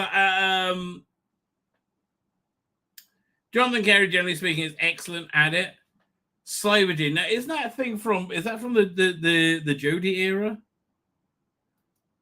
I don't know, but I think. Listen, I think with a talented writer could do a really interesting Time War era Doctor Who story. And generally, I honestly, I've liked all the Jonathan Carey stuff. Most of it, I should say. Share screens. Doink. So who's writing this? Which is a big question. Jonathan Morris. I'm sorry. Jonathan Morris is a solid talent. Right? Jonathan Morris has delivered a lot of very good Doctor Who. When is this out? In December. The ultimate cyberhorns coming to join the Time War. Generally speaking, this reboot of the Time War Doctor has been very successful, I think. It's only the last one that really was, well, has it been very successful? No, one's been excellent. One's been, should have been good, but completely forgettable. This been totally missable because he was him not being the War Doctor. This looks like it's back on track again. These two are totally missable, like totally missable. Right, but the initial four are excellent, right? I mean, did you like the War Doctor? Is a question, right? I got another trip. Man, it's late. I got. Let's have a quick look at this sale. What do they have? Okay, these aren't bad. Cybermen 2. I think for $33, but you get a lot of it. They film them as this is both of them for $20. They film them as live. Right. I mean, they recorded them as live. Yeah. So yeah, $20 for I think it's 8 episodes. Interesting story. It's not as good as Dalek Universe, but not Dalek Empire, by a long way. Right, by a long way. So here, time is it, man? I got to get moving. Yeah. Doink. Share scoop. Share screen. This one I am interested in getting, unless they put me off it with this trailer. Let's find out. Go you, Sancho Panza. No. We've already watched that. I said I'm not interested anyway. Doink. From Big Finish Productions, Doctor Who, The Third Doctor Adventures, Operation Vengeance. Have I ever mentioned Josephine Grant to you? Just a few times, Doctor. So you were travelling with her when this happened? That's the interesting thing about this is there's nobody original left, right? And this is Tim Trelaw, who I think if you don't like him, you don't like him. If you do like him, I find his performance of the Third Doctor to be completely workable, right? It's totally fine. I have no problem with it whatsoever. John Coltrane's brig there is, you can't tell. It's excellent. It's freakishly good. The weakest of the bunch is, what's his name? Elizabeth Sladen's daughter. I can't remember her name. Right? Sarah Jane, who's a bit too posh. Right? But again, generally speaking, this range has very much captured an essence of Doctor Who, right? An essence of an era of Doctor Who. So generally speaking, this range has been way more hits than misses. Way more. Right, Sarah. And we had a bit of a fight on our hands. Joe, get back! No, Doctor. It's time someone stood up to him. No matter how much you aim for the best, there's more often than not one bad apple in the barrel. 1st Panzer Division Liebstandarte SS Adolf Hitler. Stukas! Fire! Fire! Fire!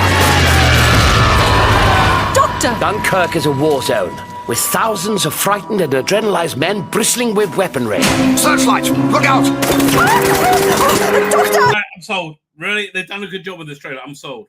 If you're so much better than the human race you say you hate, then you prove it. Why should I listen to your petty... Again, it's got that very 1970s Nazi, deep BBC Nazi in it, right, which I kind of like. And it feels in the air. I like joining Joe Grant and Sarah Jane Smith. If you don't like doing those sort of things, I get it. Looks like there's two timelines mixing together. Moralizing. Do you think she wants a letter saying you bought it in some stinking field? We got to get back home. Fight them there, where we've got something to defend. War shows humanity is its destructive worst, the most dangerous species on Earth. They're fighting directly at the door. Sarah, you'll have to get behind the TARDIS and make a run for it. Do you hear me? These men you seek, are they soldiers? One is. The other is a scientist. And you say you are not working for the British? Well, no, but I am sort of. But without a uniform, you... It's not a bad performance, I have to tell you. I think it's 90% there. Be shot by the Germans as a spy. Oh, it's hard to explain. Stand fast! Stand fast! No surrender, lads! We're not going to hold them down. Keep at it, Bill! No retreat! Fight to the last man! Now then, Doctor, what is this all about? Oh, this sounds awesome. I'm sorry. How do you fancy a short trip to France? Big Finish, for the love of stories. Yeah, no, that does sound very good. Let's have a look, see what's that about. I mean, that really did sell me. Thank God, finally a trailer sells me. Oh, good Big Finish, not bad Big Finish. Rabbi Tenteron and Nicholas Briggs. This is a good one. This is going to be good. Doctor makes an unexpected return trip to the planet Komzomia with Sarah Jane. This time with Sarah Jane Smith. The traumas of the previous visit with Joe Grant are still apparently long forgotten, except they're not. Can the long defeated danger be rearing up again? And will the plight of a young British soldier retreated from Dunkirk in 1940 be the catalyst for the unraveling of history? This sounds like a very Nicholas Briggs story. The Doctor, Sarah, and Brigadier must embark on a journey, a mission of mercy with Joe Grant at its heart. So it's got, I take it, Tim Treloar, John Kosher, Sadie Miller, but it's got to have Katie Manning in it, right? Yeah, Katie Manning. Right? There's Joe Jones and Joe Grant. That's it. Oh, yeah, so you got... That's interesting. This all sounds very good. Right? This all sounds... I'm sold on this one. And generally speaking, this range is a corker. Right? Let's go back through them. This was one of the weaker ones just because it's repeated itself. What the range does a lot. It's a fairly decent, season 7 story, right? It really is. It's a fairly decent season 7 story. It's just like there's a lot more of them that are better. This was excellent. I thought it would be shit. It's excellent. It's the second, third Doctor, and the old Joe Jones releases. The first one was woke shit and was awful. This was pretty darn good. This feels like it's straight out of season season 11? Yeah, it really feels like very authentic to the era. This was woke shit, very sadly. This was great. This was like a crossover between Doctor Who and Sky, which they're doing an adaptation of Sky right now. Why? No one's interested. And their relaunch of the range started with this one, which was excellent. Really traditional seventh Doctor story, third Doctor story, seventh season story, I should say, with a appropriately aged Jamie and the second Doctor cameo, right, which teases that season. And going back through these old ones, $40. I'm having a laugh. All right, it's generally speaking a range that has like consistently knocked it out the park. Right? Consistently. Everything else I was going to say. There's stuff we can get into, but yeah. Fine. I think I'm going to wrap it up there, man. That was a bit of a big finish dive. I didn't expect that. I did not expect that at all. I didn't get into the Rani being in the Night of the Doctor.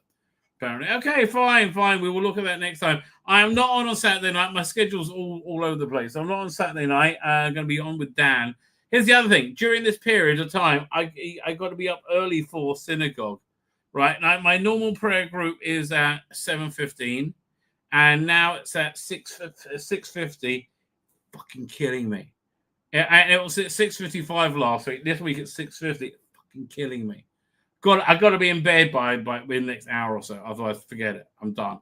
Right. So that's where I am. So Dan's show is on 2 hours earlier to accommodate me. So I'm not on Saturday night. I will be on Sunday night. I'm going to be on Tuesday night. I might do an extra stream on Monday. I don't know. I might have 3 days in a row. It's a bit rough. But I'll see. I might not actually because I got a lot of straight work on as well. I'll see what I can do. I'm definitely on Sunday and Tuesday night, missing Thursday, and we'll be back. I guess Saturday, right? Anyway, with that, I'm going to hit the end broadcast, but I'm going to hit it again. Say good night, good luck, and make